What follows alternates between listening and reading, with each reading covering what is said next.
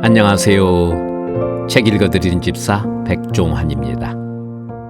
오늘의 낭독은 우리 역사 속의 장애 인물을 살펴보고자 하는데요. 세종대왕은 후천적 시각 장애인이었다는 사실을 알고 계십니까? 조선시대 마지막 황제 순종은 자폐인이었고요. 이와 같은 사료를 연구조사한 도서출판 소떼가 지난 2014년에 펴낸 귀중한 역사서 역사 속의 장애인물 한국 장애인사입니다. 집필지는 전창공 교수를 비롯한 윤종성 교수, 방계희 교수, 임원지 교수 이 네 분의 교수님들이 공동 집필했습니다. 연구 방법은 실록이나 야사, 문집, 문학작품, 그림 등등 다양한 자료를 수집해서 해당 장애인의 인물 속의 장애 유형, 생애 업적, 그리고 현대적 의미 등을 순서로 살펴보았습니다. 역사적 고증을 통해서 사실적 접근을 할 수 있었던 한국 장애인사는 조선시대부터야 가능했다라는 점이 다소 아쉬운 부분으로 남습니다. 물론 조선시대 이전에도 야사나 일화를 통해서 전해 내려오는 훌륭한 장애 인물이 있었지만 실제와는 다른 부분들이 많아서 한국 장애인사는 역사적 고증이 가능했던 조선시대 인물로 채워져 있습니다. 아쉽기는 하지만 조선시대의 장애 명칭과 유형, 그리고 조선시대의 장애인에 대한 인식, 복지 정책 등을 살펴볼 수가 있습니다. 그럼 오늘은 조선시대 비운의 왕 선조는 정신장애인이었습니다를 살펴보겠습니다. 조선시대 비운의 왕 선조는 정신장애인이었습니다. 선조는 1567년 16세의 왕위에 올라 1608년까지 조선을 다스린 제14대 왕입니다. 중종의 손자로 덕흥대원군의 셋째 아들로 태어났습니다. 어렸을 때 이름은 이균이었으나 후에 이연으로 바꾸었습니다. 하성군에 봉해졌다가 명종의 뒤를 이어 즉위하였습니다. 선조는 훈구 세력을 배척하고 사림을 등용하여 바른 정치를 펴고자 했으며 유학을 장려하여 윤리와 기강을 곧게 세우고자 힘을 다했습니다. 기묘사와 을사사화 등의 오류를 바로잡아 민심을 수습하고자 했으며 명나라의 법전이라 할 수 있는 대명회전 등의 조선 역사를 잘못 기록한 것을 바로잡고자 명나라에 사신을 보내어 시정을 요구하기도 했습니다. 이렇듯 선조는 나라 안팎을 살펴 선정을 펼치고자 했습니다. 그러나 사람들이 1575년 동인과 서인으로 분당되고 정론이 둘로 갈라지면서 전국은 혼란에 휩싸였습니다. 1583년과 1587년 야인이 침략했으며 1592년 4월에는 임진왜란이 발생하며 조선의 상황은 어두웠습니다. 선조는 도성을 버리고 의주로 피난해야 했으며 백성들의 울음소리와 원성을 감내해야 하는 시련을 겪어야 했습니다. 이런 역사적 혼란 속에서 선조는 통치자의 자리를 지킴과 동시에 자신의 병과도 싸워야 했습니다. 조선왕조실록은 이를 다음과 같이 기록하고 있습니다. 내가 이 계청을 들은 뒤로 마치 신민들에게 죄를 지은 것 같아 사람을 대할 면목이 없다. 만약 이 일을 감행한다면 이는 옛날에 스스로 참립했던 자와 다름이 없다. 내가 비록 지극히 어리석으나 어찌 이를 참아 감행할 수 있겠는가? 후세에 있을 일은 그만두고라도 죽음 이후에 무슨 면목으로 조종을 뵐 수 있겠는가? 조종이 아래를 굽어보시고 귀신이 옆에 있는데 어찌 감히 털끝만큼인들 거짓 겸사가 있겠는가? 대저 사람을 사랑하는 데는 그 마음을 편하게 하는 것이 근본이다. 나는 본시 심질이 있어 때 없이 발작하는데 지금 걱정과 병이 겹치고 있으며 성격 또한 소졸하여 잡다한 일을 좋아하지 않은 지 오래이다. 그런데 어찌 원치 않는 일을 강요하여 번거로이 할 수 있겠는가? 경들이 혹 나를 사랑한다면 제발 다시 거론하지 마라. 이는 좌상 정육일이 이품 이상을 거느리고 임금의 덕을 기르기 위한 칭호인 존호를 올리고자 청해왔으나 선조가 거절한 기록입니다. 선조는 자신의 병인 심지를 이유로 들며 신하들의 청을 윤허하지 않았습니다. 1588년 37세의 선조는 지병인 심질과 나란 일에 대한 걱정이 겹치며 극심한 스트레스를 받고 있었습니다. 선조가 앓고 있던 심질은 광병, 광질이라고도 하며 정신장애의 하나인 정신분열증입니다. 선조는 정신장애를 지니고 있었으며 그 증상이 심해져 존호 문제를 거절했던 것입니다. 그러나 신하들은 청을 여러 번 계속하였습니다. 다음 기록을 살펴보겠습니다. 지금 또 이같이 청하니 무슨 말을 해야 할지 모르겠다. 이 일에 대해 털끝만큼이라도 감당할 만하다면 저번에 어찌 감히 그와 같은 대답이 있었겠는가? 지난번 경연에서도 가당치 않다는 뜻을 누누이 말하였는데 의외로 나의 뜻이 밝혀지지 않고 조정이 다시 그 일을 어지럽게 들고 나오니 놀랍고 민망함을 말로 다 표현하기 어렵다. 나는 본디 불민한 사람으로 반평생 동안 신병을 지니고 있어 심질이 더욱 심하기 때문에 평소 생각하는 것은 금괴 속의 약일 뿐 인사에는 생각할 겨를이 없었다. 지금 만약 여러 날 고집한다면 반드시 광질이 발작할 터이니 이는 조정이 인군을 사랑하는 뜻이 아닐 것 같다. 제발 경들의 덕을 힘입어 일찍 물러나시었으면 하니 더 이상 번거롭게 하지 말라. 선조는 심질로 인해 쉬고자 하는 뜻을 밝히며 신하들의 청을 다시 한번 강하게 물리쳤습니다. 존호 문제를 사이에 두고 신하들과 선조의 줄다리기가 계속되었던 것입니다. 존호 문제가 왜 이토록 중요시 되었던 것인가?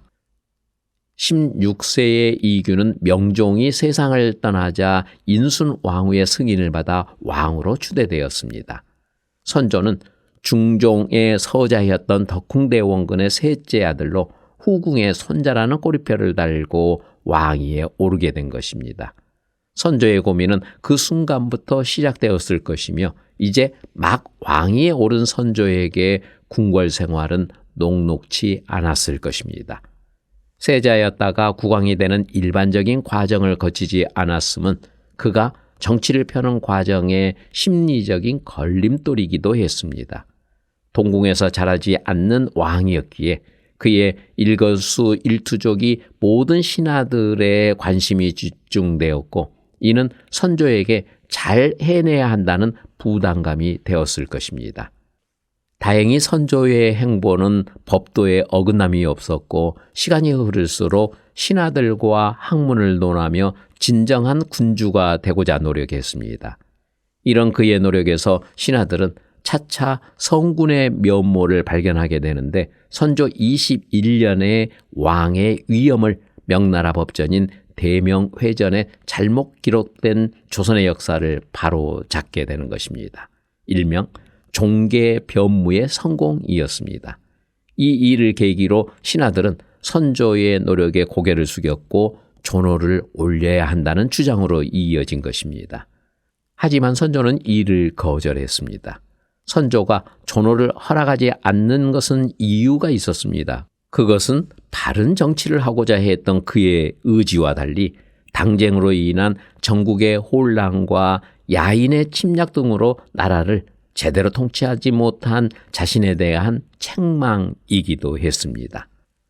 종묘를 지켜온 지 20년 동안에 밤낮 없이 과람된 처사가 있어 위아래의 죄를 얻을까 걱정하였는데 어찌 존호를 받아 스스로 과시할 수 있겠는가? 만약 나의 병든 마음이 더욱 우울하여 다시 병이 된다면 임금을 사랑하는 정성이 과연 어디에 있겠는가? 임금이란 존귀하지 않을까를 걱정할 나이가 없는데 존어가 무슨 소용이겠는가? 하나의 회개하고 무익한 일이니 제발 2번 다시 말하지 마라. 이처럼 선조는 자신의 본분에만 충실하고자 하는 속마음을 드러냈습니다. 정신장애를 갖고 있었지만 선조는 통치자로서 소임을 다하고자 노력하는 임금이었습니다. 그러나 왕의 자리에서 얻게 되는 기쁨보다 근심이 훨씬 컸던 탓에 선조의 심질은 점점 심해져 갔습니다. 선조에게는 존어 문제보다 심질을 치료하고자 쉬는 것이 더 절실한 문제였습니다. 만약 여러 날 고집한다면 반드시 광질이 발작할 터이니 라고 선조 스스로 표현한 것은 그만큼 심질의 증상이 심하고 충동 조절에도 어려움을 보였기 때문일 것입니다. 선조가 알았던 심질은 정신장애이기에 일의 수행을 어렵게 만들어 인간관계와 생활의 고통이 따랐습니다. 이것은 선조와 같은 심질을 알았던 홍문관, 부흥교 조정림이 지병인 심질을 이유로 사직을 상소한 기록에도 살펴볼 수 있습니다. 계면형 겨울부터 심질이 크게 발작하여 미친 듯이 돌아다니며 마구 외쳤으니 다시는 사람이라 할 수 없게 되었습니다. 이 때문에 원기가 크게 쇠약하여 온갖 병이 한꺼번에 발작했기 때문에 거절하였다가 살아나는 것이 하루에 2-3번 되기도 하는데 겨우 의약에 힘입어 죽지는 않고 있습니다.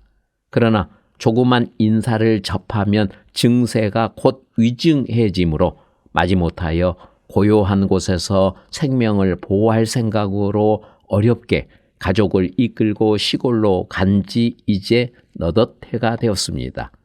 일단 내려가서부터는 문을 닫고 오직 심지를 고치고 여러 증세를 조리하는 것을 급한 일로 삼고 다시는 다른 일을 모르고 지냈으므로 신의 종적이 한 번도 이웃에 나타나지 않았고 이웃 사람도 신의 낯을 보기가 드물어 마치 뜻대로 출입할 수 없는 수인과 같았습니다. 그러나 신도 사람인데 병이 매우 위중하지 않다면 무슨 까닭으로 친척과 친구를 버리고 인사를 끊은 채 공산에서 굶주리며 이토록 외롭고 적적한 것을 참으면서 그 괴로움을 모르겠습니까? 조정님은 심질로 인한 고통을 하소연하며 간절히 사직을 청했습니다. 조정님의 경우에도 심질은 비정상적인 정서, 왜곡된 지각, 발작 등으로 사회적 기능에 문제를 보였고 심할 때는 관직 생활을 수행하는 것도 어려운 정신장애였습니다. 다행히나마 조정님은 사직을 청하여 병을 치료하고자 휴식을 취할 수 있었지만 조정님과 같은 정신장애를 갖고 있던 선조는 왕이었기에 자리를 비우기가 어려웠습니다. 계속되는 신하들의 요청에 선조 23년 4월 24일 정윤 입극 성덕 홍렬이라는 존호를 받았습니다. 신하들의 청을 더 이상 모르는 채 할 수 없었던 왕으로서의 결정이었습니다. 그러나 2년 후 임진왜란이 일어났고 선조는 나라를 잃고 헤매는 가운데 임금인 자신이 존호를 사용하는 것은 죄라며 존호를 삭제할 것을 명했습니다. 급기야 의주로 피난하고 있었던 선조는 전일에 존호를 삭제하라고 말한 것이 한두 번이 아니었습니다. 이른바 존호는 무슨 호인지 모르겠다고 했습니다. 어진이를 배척하고 간사한 사람을 쓰고 실성하여 나라를 잃은 전하라고 한다면 삼가 받아들이겠다고 했습니다. 존호가 그대로 있다면 즉시 삭감하라는 뜻으로 승전을 받들라라고 정원에게 전교했습니다. 다소 자학적으로도 보이는 선조의 명은 존호 문제를 넘어 선조의 정신적 상황을 짐작해야 합니다. 통치자로서 늘 고뇌해야 했던 선조는 더 이상 심지를 참아내기가 어려웠습니다. 선조는 임진왜란으로 막대한 정신적 스트레스를 받았고 이것은 그의 정신장애를 더욱 심화시켰던 것입니다. 정신장애에 더해진 심리적 압박감은 선조로 하여금 왕위에서 물러나고자 결심하게 했습니다. 상이 이르기를 전에 경도에 있을 때 옥당에 내린 비답에 인간사의 뜻이 없다는 정교가 있었는데 경들은 아직도 기억하고 있는지 모르겠다. 물러나고자 하는 마음은 오늘에야 생긴 것이 아니고 벌써 오래전부터인데 지금에 와서는 뜻을 잃고 마음을 잃고 집을 잃고 나라를 잃었으며 마침내는 눈까지 잃어서 이미 어둡게 되고 말았다. 옛날 제 나라에 맹인 재상 조정이 있었지만 어찌 맹인 임금이 있었는가?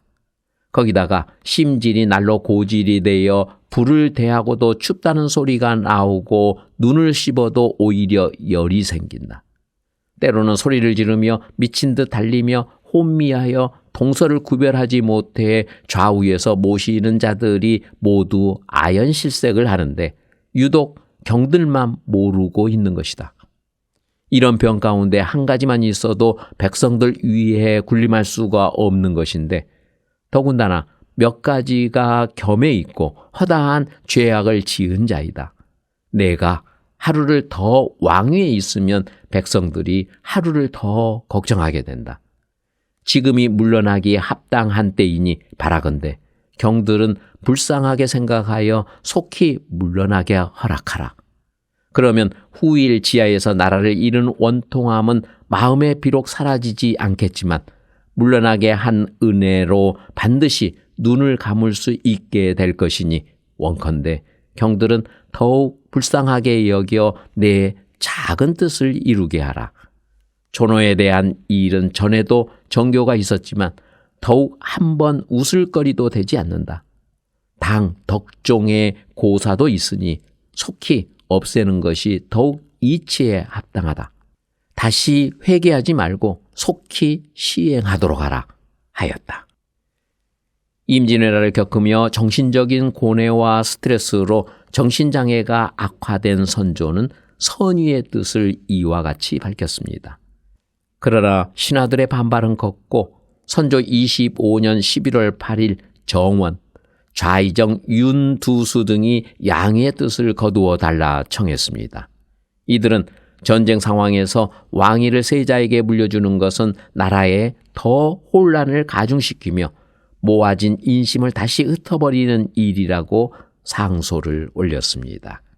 이에 선조는 고질 때문에 사람들 뜻에 따르고자 하는 것이니 다른 뜻은 없다. 이처럼 소란을 떠니 우선 후일을 기다리겠다고 하며 어쩔 수 없이 뜻을 거두었습니다. 그러나 그 후 선조는 자신의 정신장애가 더욱 심해졌음을 느꼈고 이에 왕위에서 물러나고자 하는 뜻을 비만기로 대신에게 전교하였습니다. 지금 병 때문에 침상에 앓아누워 있는데도 구름 쌓이듯이 많은 국가의 기물을 밤낮을 가리지 않고 응수하느라 일각도 쉴 수가 없다. 아, 병을 무릅쓰고 일을 한다 한들 나란 일에 무슨 이익이 있겠는가? 몸만 손상시킬 뿐이다. 또 반드시 나라를 상망시키는 지경에까지 이르게 될 것이니 어찌 대신들이 유의할 일이 아니겠는가?